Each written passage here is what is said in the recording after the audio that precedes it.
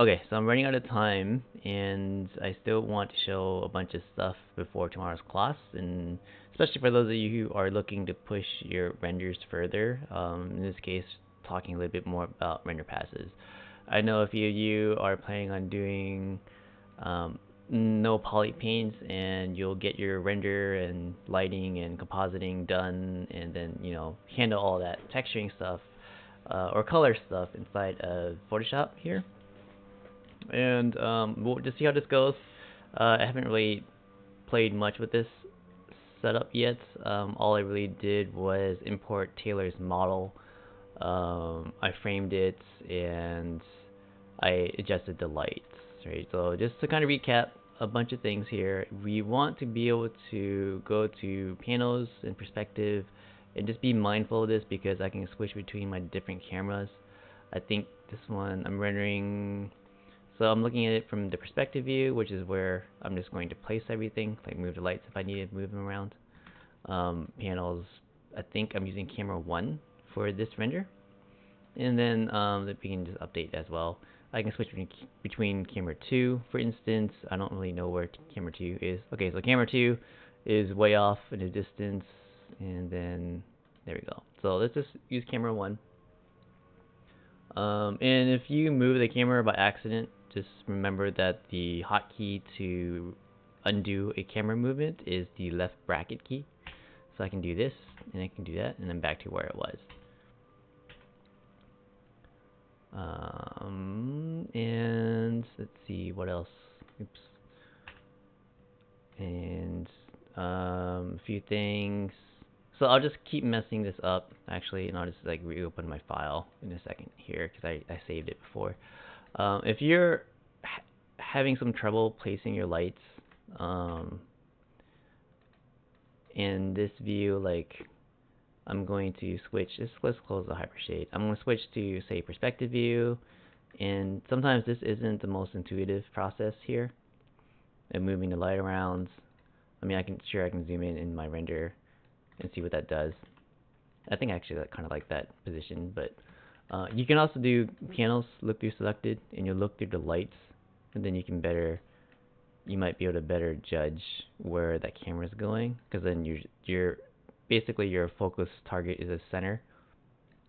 So I can position this however I need to position it. This is actually kind of an interesting effect here. I'm not sure I'm going to keep it, but I guess if you point a light straight at the chest area, you get this interesting Fresnel effect. It's not, I mean, not like a real Fresnel, but something similar. And then we'll go back to perspective, and that's another way of placing this light here. I can undo that. We want to adjust the light settings themselves. Remember, select the light, go to your shape node in the attribute editor, here or here, and then you can change the exposure. Just to recap again, intensity is just like a more subdued increase in light, I believe, or I don't. Maybe they actually multiply on top of each other, but the way I've been doing it is just leaving the intensity at 1, and then adjusting my exposure this way, just to keep things simple. I don't like trying to juggle multiple numbers when I'm messing with these parameters. And then you have your option to change your colored lights if you need to change your colored lights. But then we can also just do that in the render pass as well, so that's not terribly important for me to get right now. And color temperature again is going to be like your white balance. And then these settings here will kind of change some of the lighting effect, because if you turn the spread up, and let's like kind of move this back here.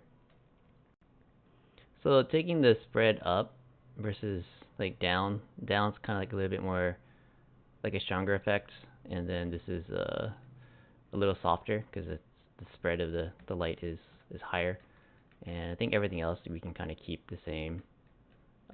I don't want to talk too much about lighting because I think it's a little bit more about you experimenting with everything, like placing lights where you want to place them. And and then let's go ahead and start again. So I'm going to go back to camera shape 1.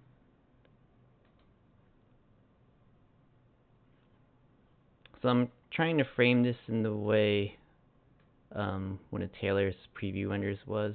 I think I ended up rotating it a little bit more so that the silhouette of this fin doesn't like interfere here, because I think that's starting to block what we're seeing.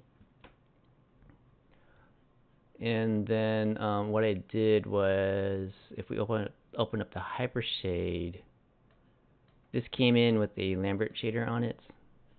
So it was basically just the default Lambert 1 here. And you get an interesting, this grayscale, kind of ambient occlusion-y render. But what I did was I made a new shader. So I did a new Arnold, and then I went to shader, and then I made a new AI standard surface here. So in this standard surface, what I did was I just renamed it to be like new skin, and I played with some settings here. Let's go ahead and select our creature, and then I'm going to right click and drag to assign material to selection.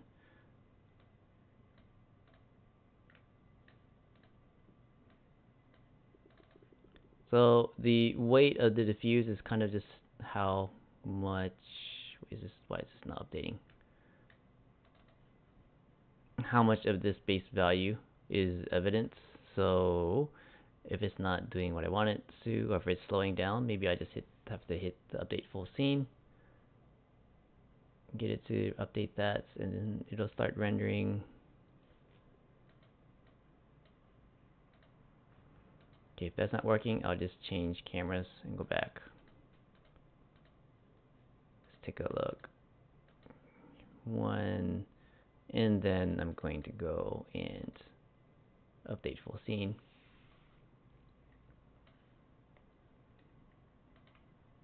Okay, there we go. So I guess it's good that I run into some of these issues just so that you see how to fix them if it happens to you. Sometimes it's just a matter of just switching between cameras and then also hitting the update full scene to get this to look correct. And then what was the other skin shader I made for this?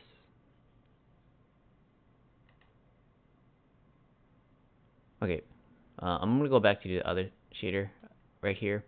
So there isn't anything different really from this and the other one I just made. It's just the color, but I kind of like this color, and I'm gonna go with it. And maybe we'll turn the base diffuse on to 1, and we'll get a stronger effect. I'm not terribly worried about this because a lot of this we can control in post-production, so that's fine. And then let's take a look here. I'm going to talk about a few of these settings just so you know. So the weight of your specular is basically 1 is fully on, 0 is none at all. You could also like make it slightly less, less intense here. And then if you want this to be even duller on the highlights, then we can turn up the roughness. So now this is a rougher surface, which means you won't get that like mirror-like reflection from here. So a roughness value of 0 is going to be fully reflective or fully smooth, and then 1 would be fully rough, and you won't get that kind of specular highlight. Even if this weight is already up, you won't get the same effect. So I'm going to turn this back down here, and I'm going to go through some of these other options in a little bit, but what I'm going to do for now is let's take a look at the AOVs here. So I have the base beauty pass, I have the general AO.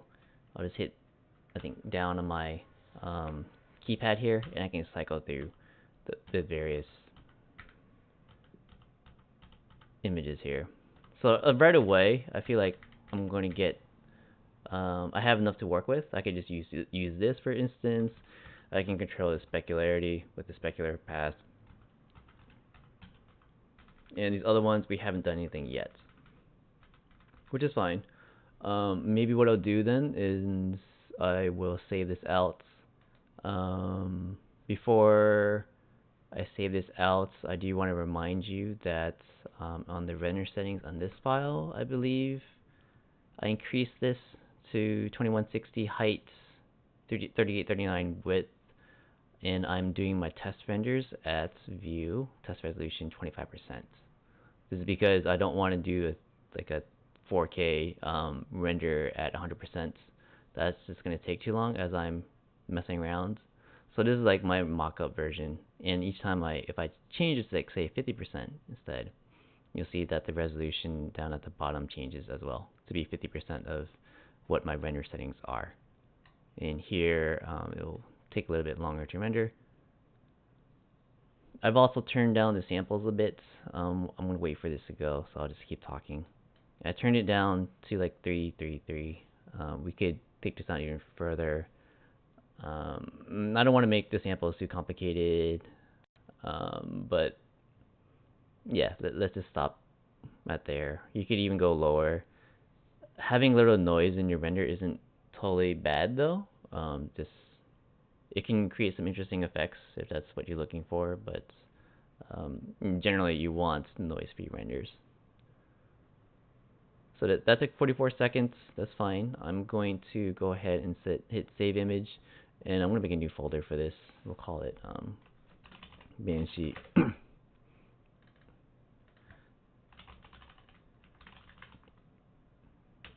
So I did some digging, and there is an EXR reader for Photoshop. So you could conceivably save this as a multi-layer EXR and then extract it in Photoshop later. But I'll let you investigate that because I think since we're only looking for a few passes anyway, this might be easier. So I'm going to save this AO. I'll do ID anyway, just I'm used to saving IDs, material IDs in other solutions, so I'll continue that anyway. ZDepth, we talked about that in that last video.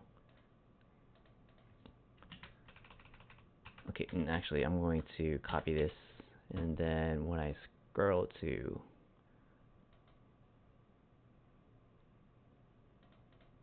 okay, so this isn't going to give me anything, so I'm going to skip it. There's no coat yet. Diffuse, I'll just save this then. And then I will do diffuse. Go down, we'll save this as same thing, specular. I'll just save it in this root folder and I'll move everything together later. Okay, so what I'm going to do now is I think I have enough to work with just to start going, but let's what we could also do is take, say, this skin thing again. I can do a, what am I doing? Attribute editor. Oh, these are all were collapsed, that's why. So I'm going to turn on the coat actually. And this coat, what this does is puts a kind of a like a clear coat option on a car, for instance. You know, maybe we can turn down the specular on the base here, and then I'm going to let this render for a bit.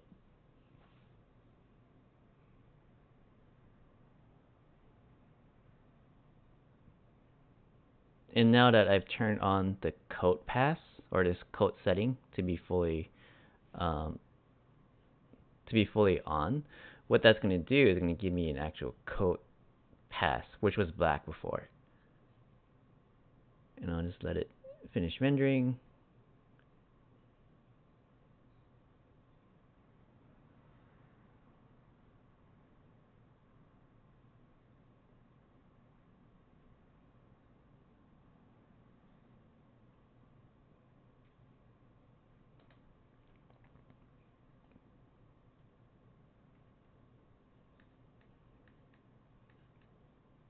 I wonder, is this still rendering? Let's see. Okay, there we go. 53 seconds, that's fine. And I think everything else probably looks the same, more or less. It's just that I added that coat pass, right? So I turned out specular, which means the specular pass is going to be black, and then I have the coat pass. I'm going to save this, and hopefully it doesn't look exactly the same as the specular, but we'll double check that in a second. And then let's turn off that here, and then I'm going to maybe, because it looks like a pretty fleshy animal, let's turn on the transmission and subsurface settings here. Maybe I'll just do a full value, and then see what this gives us.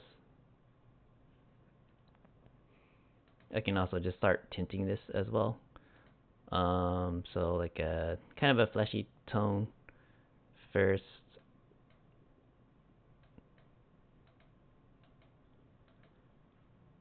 And then the radius. So the radius is kind of like, if you look at it from 0 to 1, I believe 1 being white is kind of like how deep it goes and how big that, when the ray enters, like how big that radius is that it actually goes through. And then the scale is like a multiplier on top of that. But I think conventionally speaking, you would do something a little bit like this to get that kind of subsurface effect.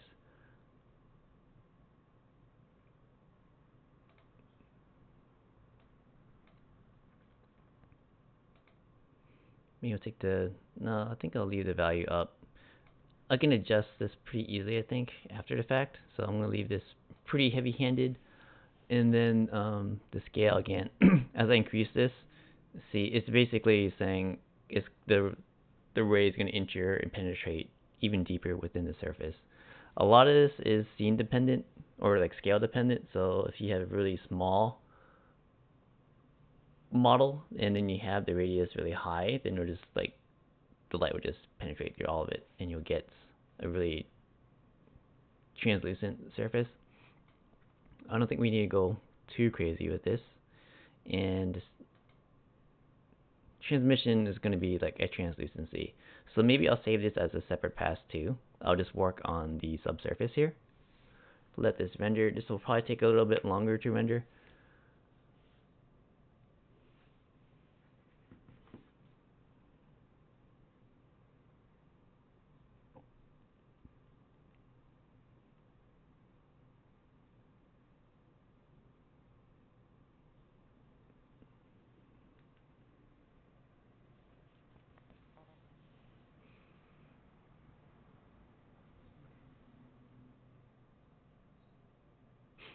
I think what I should do for the next one is marquee select this area so it doesn't have to bother calculating anything here.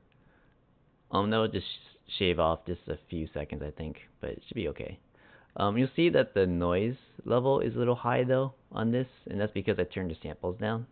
So once you introduce subsurface and transmission, if you want a cleaner render, you have to increase these rays.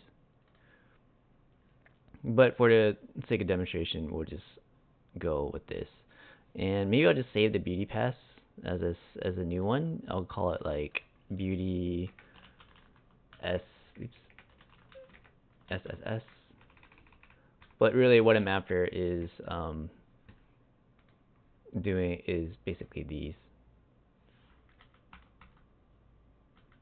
Oh, wait, I think I was already on there. Okay, there we go.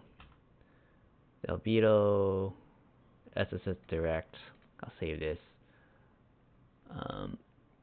Yeah, I wish I could automate this for you all, better or easier, make your lives easier, but I just don't have the capacity at the moment to do that. So we're doing things the very old-fashioned way, and let's do SSS indirect.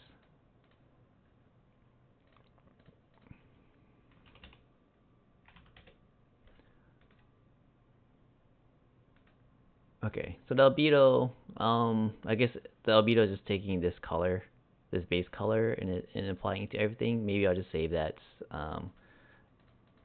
I can just as easily do this in Photoshop with a solid color fill, but that's okay.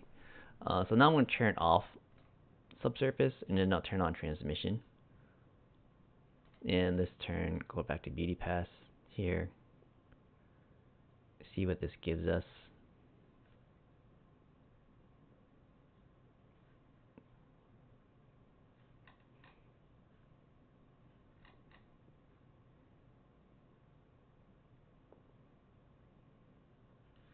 I'm going to actually look at the transmission because this is going to be probably a little easier for me to tell.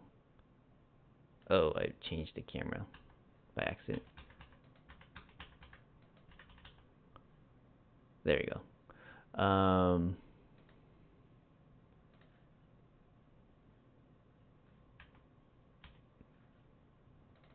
Take a look here. I'm going to turn, I think,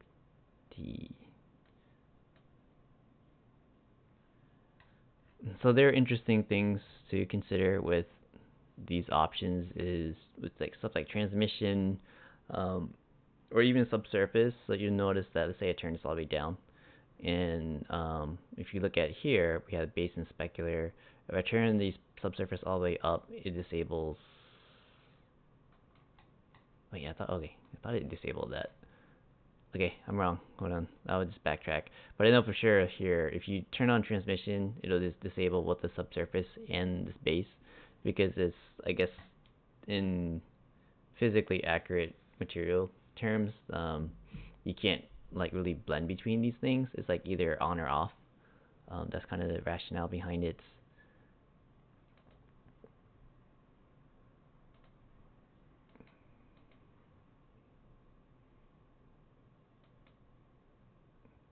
So if it's rendering kind of funny with transmission, I think I might have to take the Banshee, go to Arnold here on the actual mesh, turn up opaque, and we'll get like an actual proper transmission of the light going through the surface. This may not be worth it as I'm looking at it. It's basically like creating like a glassy or glassy plastic look. So I think this is going to take too long for me to get decent results. So I'm going to cancel out of this, turn it off, and then we'll go with what we have here. So if I go to that, oops, let's close a bunch of these. And let's go see arts, render master, images, and I'm going to composite a bunch of stuff together. Okay, so these are all the, I believe these are all the render passes I just did. And I'll take the base beauty pass, and like the previous video, I'll bring it into Photoshop here. And then with this window open, I will select all the other ones and make sure I don't have the beauty one. And then we'll just drag it into this document and place it.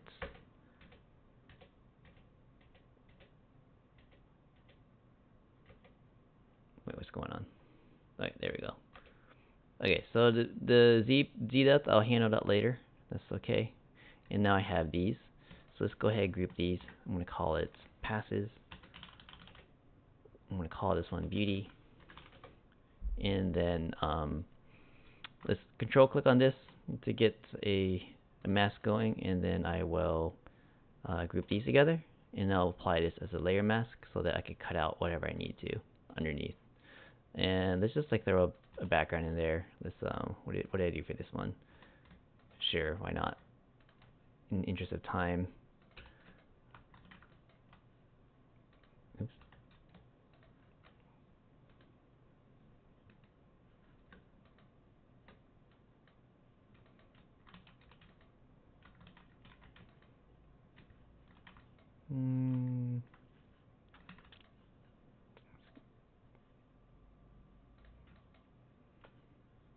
I'll just do actually a solid color for now.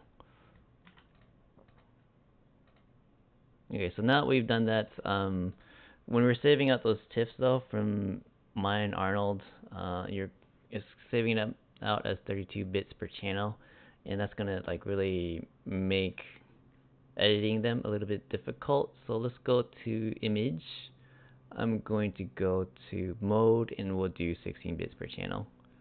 I'm hitting don't merge, and that should apply to every one of these layers. So let's turn these on and off.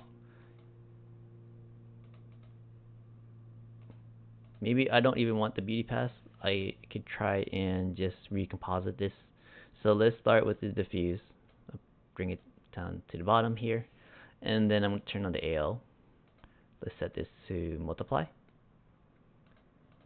And then, like with everything else I do, I'm going to go ahead and colorize this.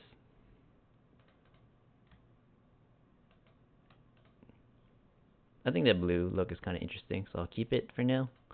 And then what I'm going to do is let's get the specular working. And what was the last? What does a coat look like?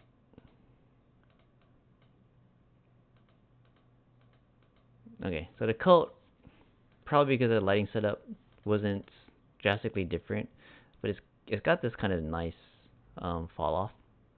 So I think I'll use that. I'll use the coat instead of the specular. And I'll set this to screen.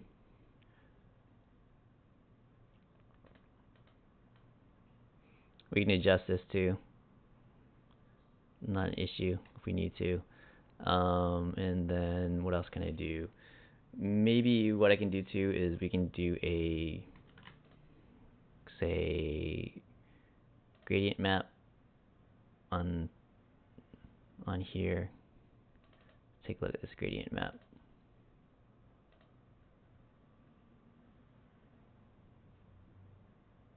Let's take this and make this white.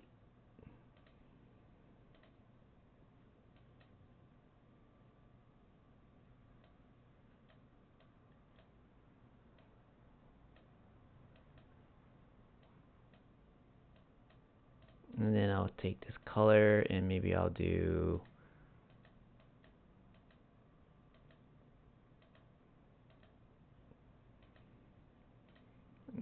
I'm just gonna try and remap these so that's we get some color variation going.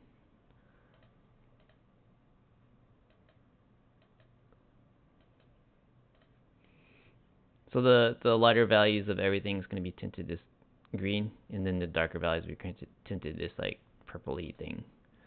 I wonder what I can do with this. I can overlay it. I can kind of scroll through these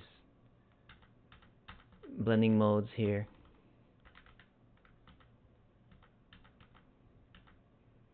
Some of this stuff starts looking a little bit like Pascal Blanche's work. If you're familiar with his CG, he has these interesting color choices.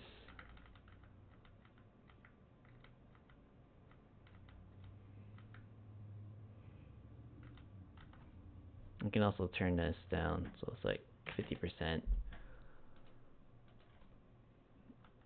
And mess with these again.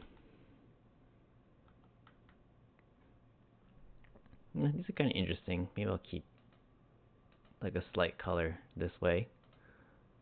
And then if I can further complicate this by making it not blend with like the darker values, so it's a little bit more subtle. Maybe it's more about the midtones. The SSS, what if we just set that to like a color? Saturation is kind of interesting.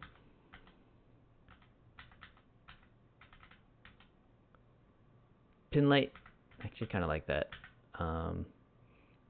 Soft light is a very safe blending mode. I think a lot of things actually work with soft light. And then maybe I'll do like a pin light, take the opacity down.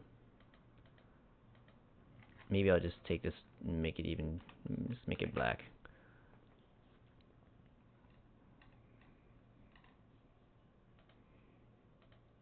I wonder what I can do with just a solid color on top.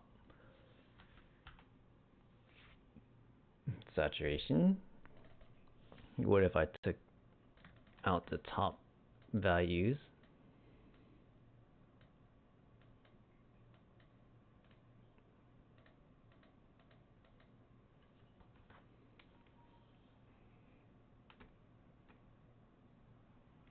And then I'm probably gonna mask out. I don't like what's happening down here. I think that's kind of distracting to the eye. Maybe we can take.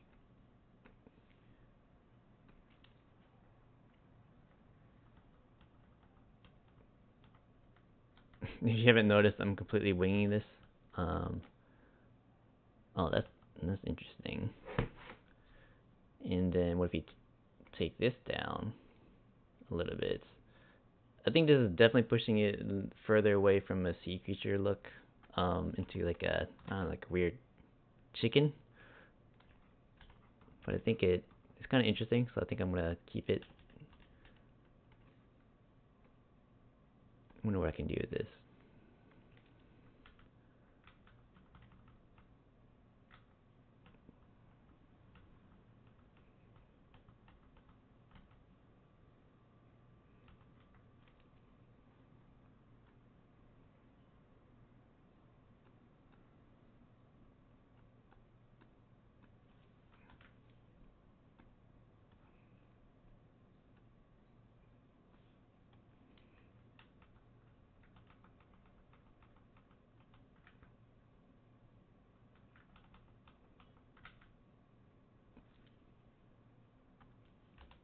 And I think I want to keep this just up ahead.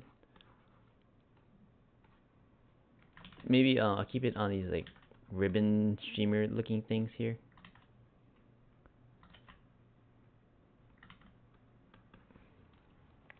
And I'll take the opacity down because that's a little too saturated. I can do stuff like what on the top of everything. We'll call this composite.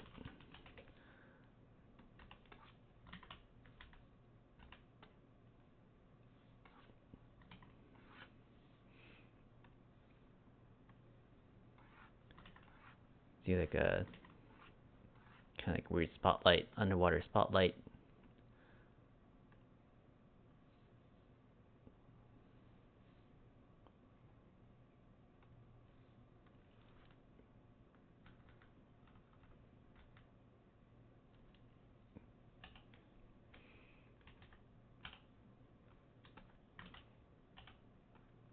Maybe I can take the eraser on this here and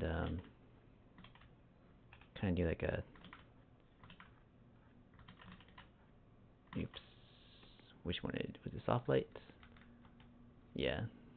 Let's just work non-destructively. So I'll make a mask for this, and I will mask out like say like kind of like light shaft kind of effect. So would this really happen? I'm not sure. Probably not, but I think it's kind of cool.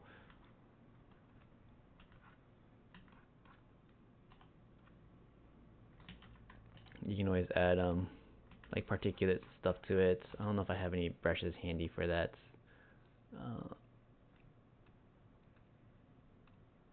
What if we take like a splatter brush on top, made it really big.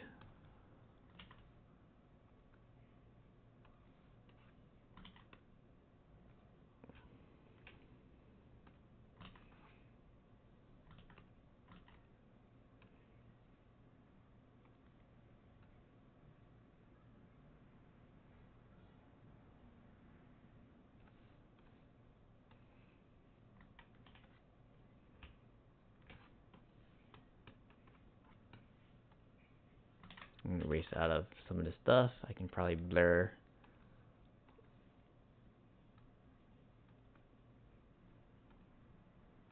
Just to have something, some sort of atmosphere. And then I can like take the opacity down really low on say these. We can make a new one and then do like another pass here.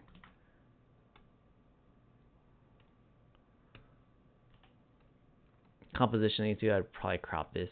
I think this is a lot of empty space unless we had something to explain why it's there.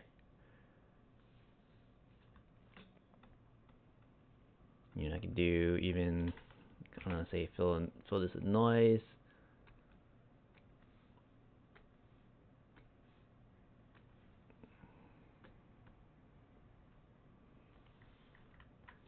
Kind of give it a little bit of grain.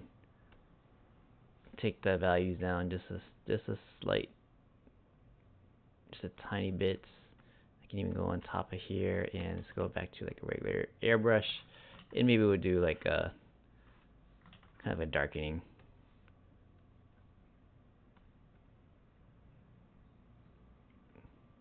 Just so we can shift the focus up here more. I think that'll kind of work. And as far as like photo bashing, I'll leave that to you. I think you all are much more practiced with that than I am, and I'll probably just make a fool of myself trying to do that. So I won't. And then let's take a look at that Z depth again. And let's do the same thing. I'm gonna take the levels. I'll take this down to the value 1. That's about as far as I can go. And then we can go and crank these values like this, maybe even like this. Since this is like a 32-bit, this is a 32 bits image from Arnold, I think we can push these pretty far before we go ahead and say this is now a 16-bit channel. And then I can invert this, and this will be my Z depth. And then I'll copy this. Let's make a new channel here. Paste this into here. I'm going to turn all this off actually. And then we'll just copy this, copy merged, paste merged, and then I will do that lens blur effect. Make sure it's picking the alpha 1, and then I can pick the focus distance.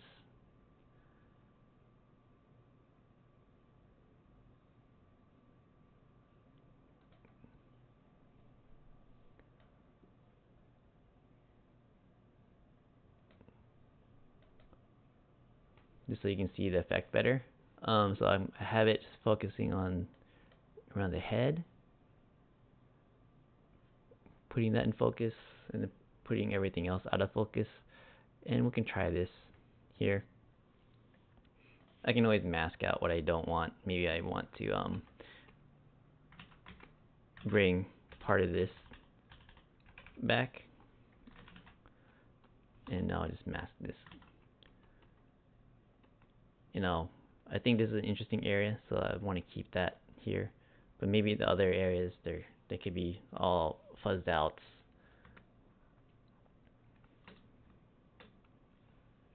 I could conceivably just take this again and run just like a blur on top of that.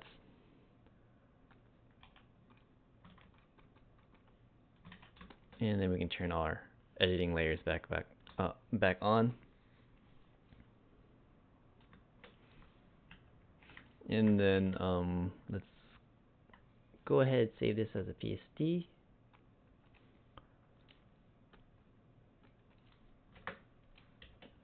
And then it'd probably crop this.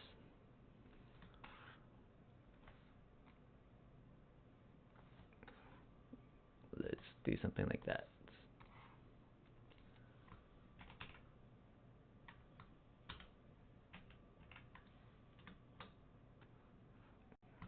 Yeah, and then I think that's about it.